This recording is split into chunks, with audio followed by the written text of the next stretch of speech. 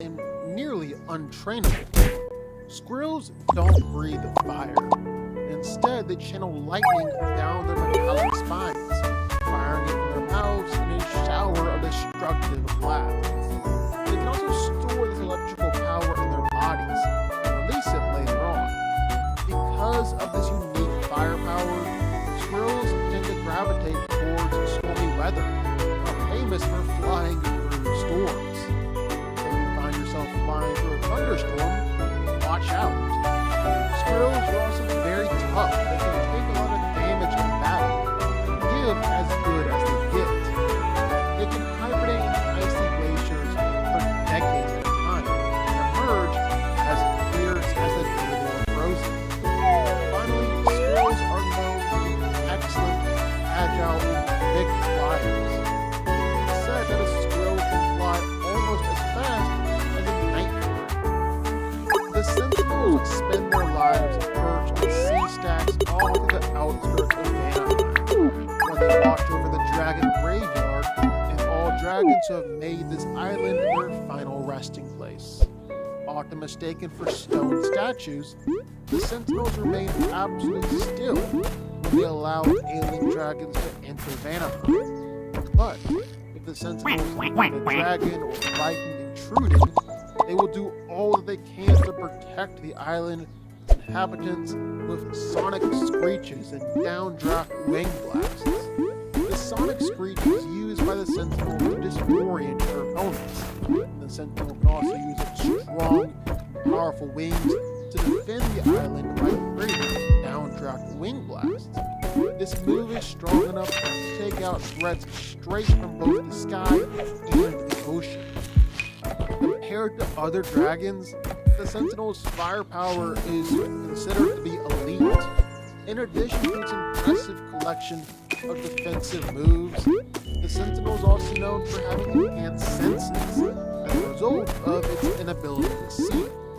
While the Sentinels may be blind, the dragon is still able to move around and maneuver itself with relative ease. The result of its overly developed senses, especially its sense of smell.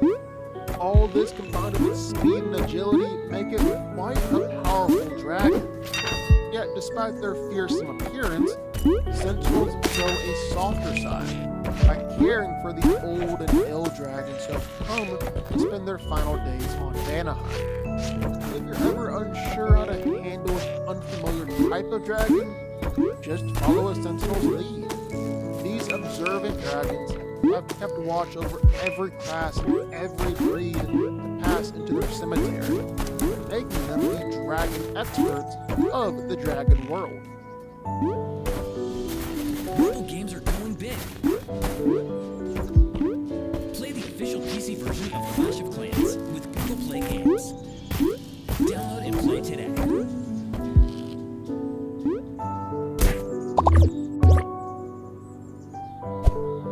Secretly responsible for centuries of human and dragon conflict, the Red Death used its commanding presence to order other dragons to raid nearby villages and bring it a constant supply of food.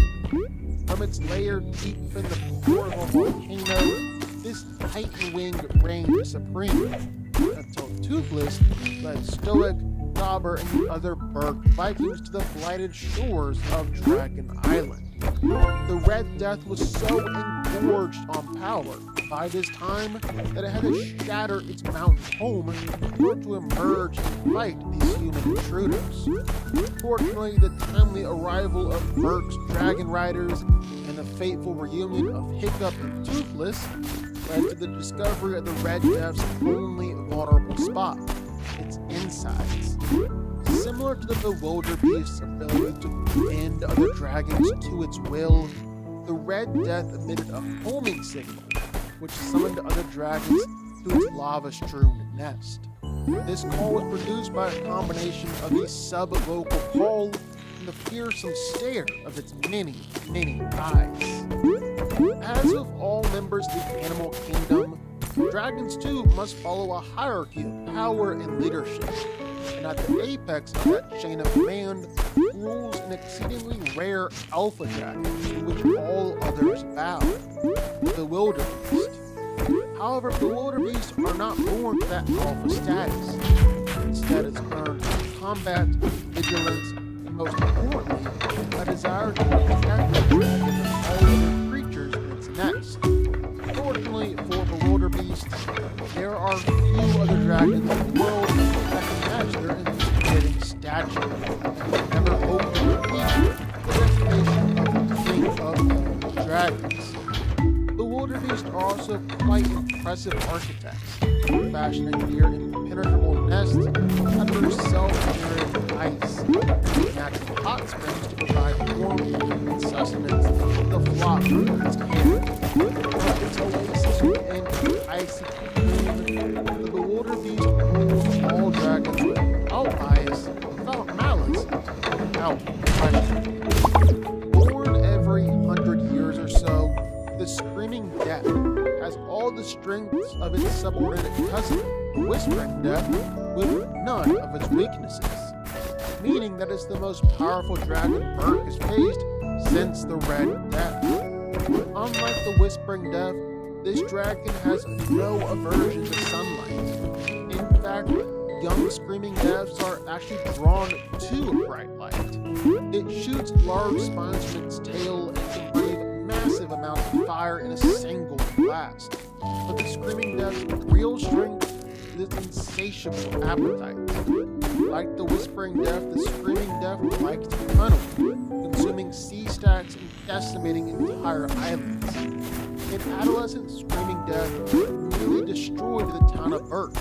When it reached adulthood, it nearly ate all of Dragon Island, along with 5 other islands before that. You can't really defeat the Screaming Death. It's too fast, too angry, too powerful. The best you can hope to do is find a way to lure it somewhere else. The Night Fury was once considered to be one of the most mysterious and fearsome species of dragons. In fact, until Hiccup befriended Toothless, no one even knew what a Night Fury looked like, because they preferred to attack at night, when their black scales allowed them to blend into the night sky, making them mostly invisible. Night Furies are classified as members of the Strike class. They can dive bombs, meaning that they can plummet from great heights, gaining speed downwards, then shoot a plasma blast at the target. For a long time, the only information that provided the longest rare dragon was the whistle, cutting through the night sky, followed by a bright purple light. Finally, a massive explosion.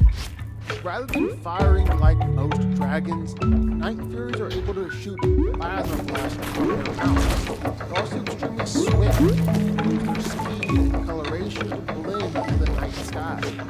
While they may initially seem like vicious and dangerous creatures, Hiccups' friendship with Toothless has increased our understanding of the true nature of the Night Fury. They are highly intelligent, loyal, and fiercely protective of those they care about.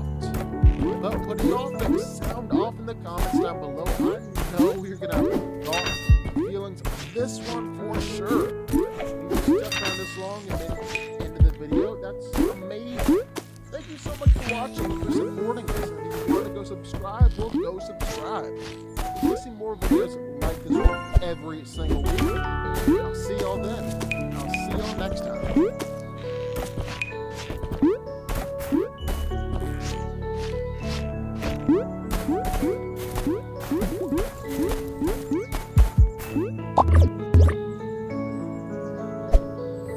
This Valentine's Day, go all out for the ones you love and dive into delicious decadence. Share the love and discover tempting treats, dreamy desserts, and swoon-worthy gifts for everyone who makes your heart beat happy.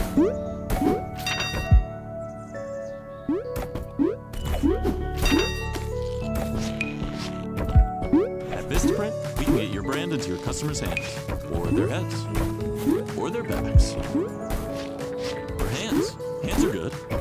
And just about anywhere else your customers can remember you. Discover the Principalities at vistaprint.com.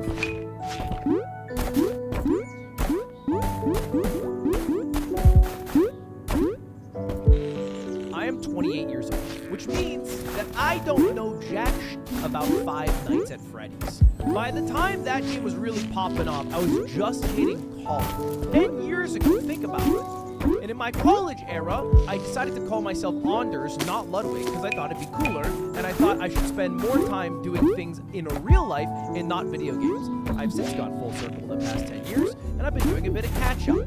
I figured out what Skibbity Toilet is, I've even played a bit of Minecraft, but I've never dabbled into the world of Five Nights at Freddy's. So today, boys, the plan is simple. We are going to find out everything about the Five Nights at Freddy's lore by watching a bunch of game theory videos. And at the end, I am hoping to talk to MatPat directly to distill within a minute what the Five Nights at Freddy's lore is all about, and he will determine whether we are actually right or wrong. The first video I have is MatPat's first ever Five Nights at Freddy lore video. I thought it'd be kind of interesting to watch. Then we have MatPat's Ultimate Timeline, which is a series of 4 different videos. And I know this one is probably mostly not valuable, but I think it'll be interesting to watch the first theory. Because I'm pretty sure this video, that is damn near 10 years old, kind of kicked off the idea of like really dissecting FNAF. So this is the game I played. I remember playing this game. Oh my gosh. I'm so scared right now. Oh god! I've never played a game this intense. Okay, I'm gonna actually end it all, MatPat. I cannot handle the static being 8,000 times louder than your quiet voice. I can't handle it. I'm so scared.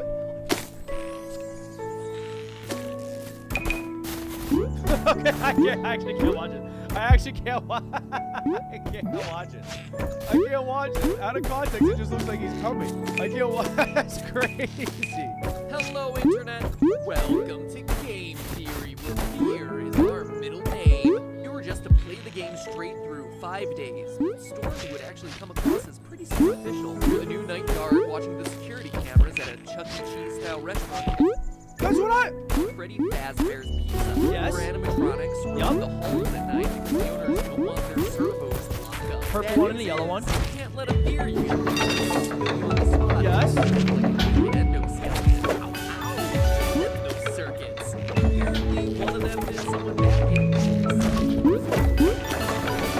the past guard, he recorded what he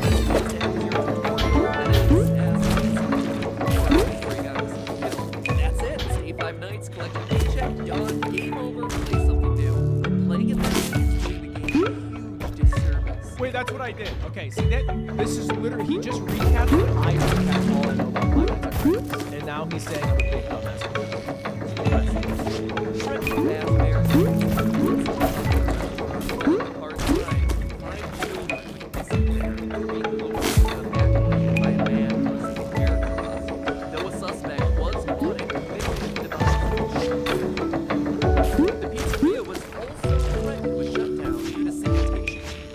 I'm sorry. An employee dressed as a character lured 5 kids and murdered them, and they almost got shut down due to sanitation complaints? Our priorities are backwards. Who gives a fuck about the sanitation, buddy? What is a much bigger deal here? In addition to the core robots, Chica, Bonnie, Freddy, and Rose, there's also Chica, Bonnie, Freddy, and Rose. according to the game's creator, It's Scott Coffin. There's an explanation for why the characters are on the tip. can only assume to be the spirits of 5 The children who were murdered by animatronics. Who is your character? How's he fit in? Why does he stay for 5 nights? He's very clearly confronted For with the paper. possibility of death. What That- more can I know about this? We're trying to go band for band, stack it up. Complete story. 5 Nights at Freddy's. December 1993, Aurora, Colorado.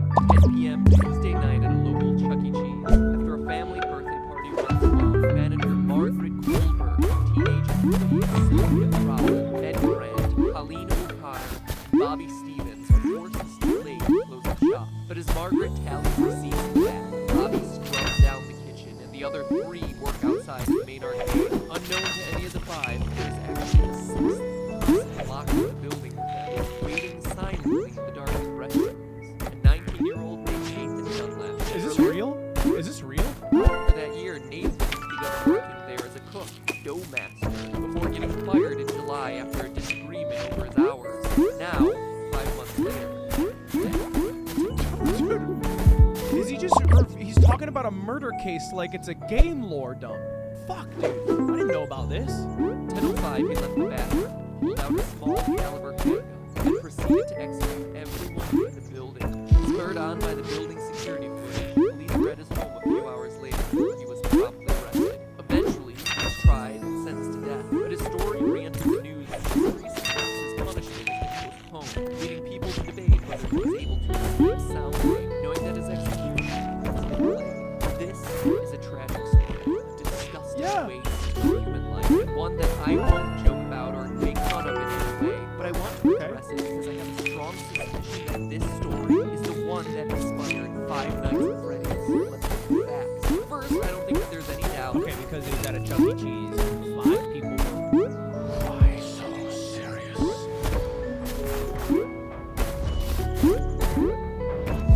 Dreams feel real while we're so when we wake up and we realize something actually started. Where's the bloody airport? Tell us, Mr. Wayne, what do you fear?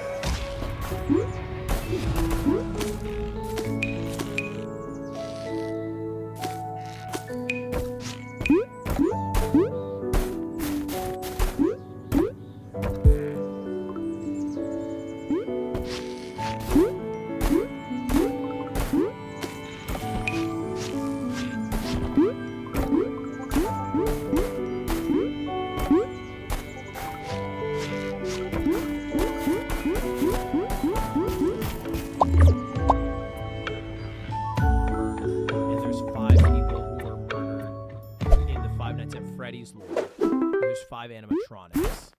I think I can connect the dots here. I'm not dumb. So 5 victims, 5 suits.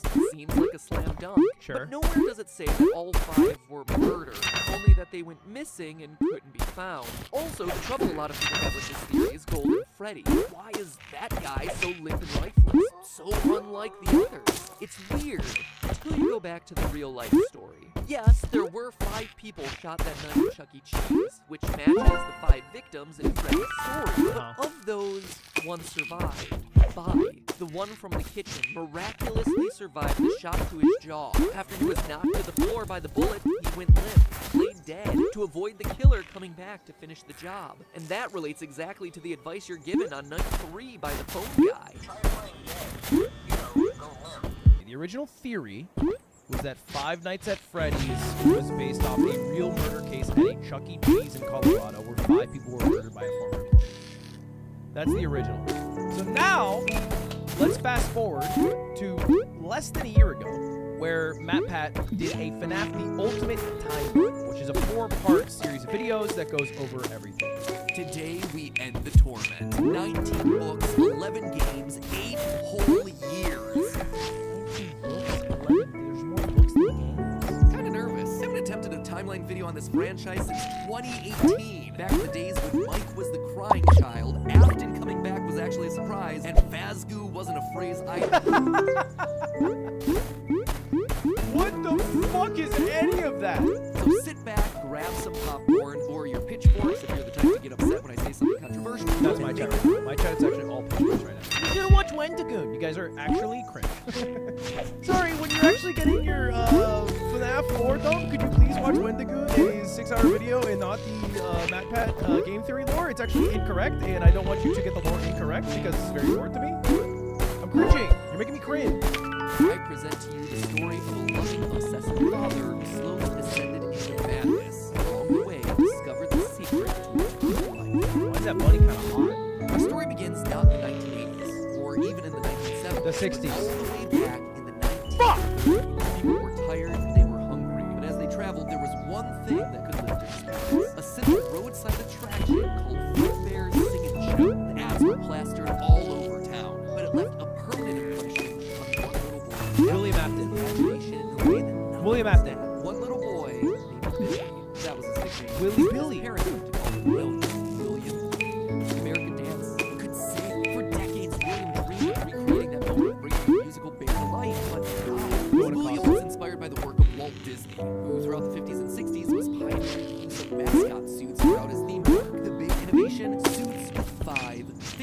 I'm sorry, this is a quick aside. I always love listening to like technological updates in like the 18 or 1900s because they sound so simple. It's like, oh, dude, I figured out that actually.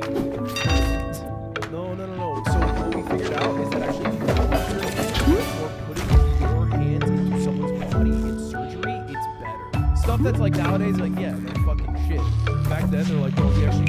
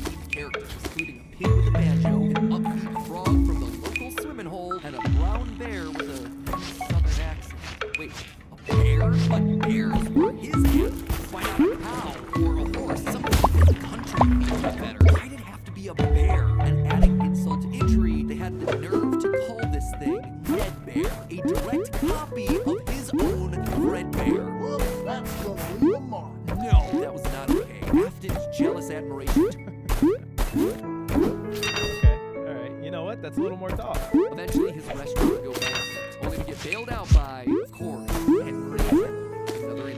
Another humiliation that William wouldn't soon forget. He was humiliated that he could have just rejected the. He was humiliated. No, I guess I get that. With the two franchises now merged into one, Afton's ideas and Henry's robotic expertise. It's a win-win. Launch under a new name, Fredbear's Family Diner, a pizza chain that would eventually come to feature. And he gets naming rights. And he's still mad? Like, William, grow up. They decided to stick with Fredbear as the headliner, considering Yellow Bear was easily identifiable as a brand because he was the original performing animal mascot after the Christian. In 1983.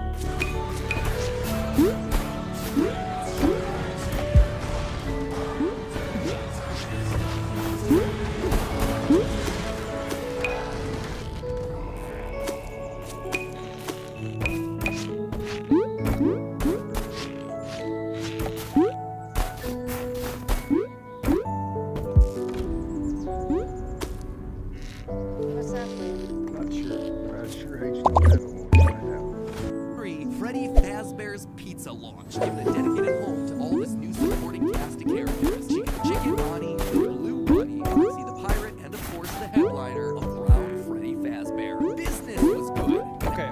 So the original location has the Golden Bear. Then they made a spin-off called fucking Fazbear's fucking. And this is the game I know.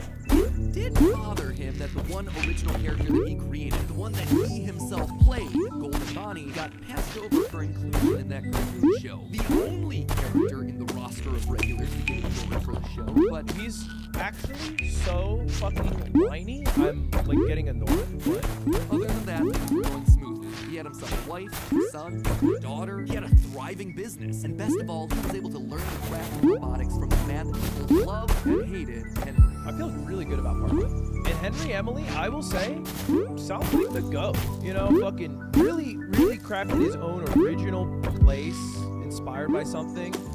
Then became partners with a person, I feel like unnecessarily. And then fucking brought him in, gave him naming rights. Like, if you think about it, William Afton's like, dude, I like bears. And that's the end of, like, everything he is. He was basically a kid, he saw a bear, he goes, I like bear. And then he made bear. And then he's like, what else do I make? And he's like, bunny. And then like, what?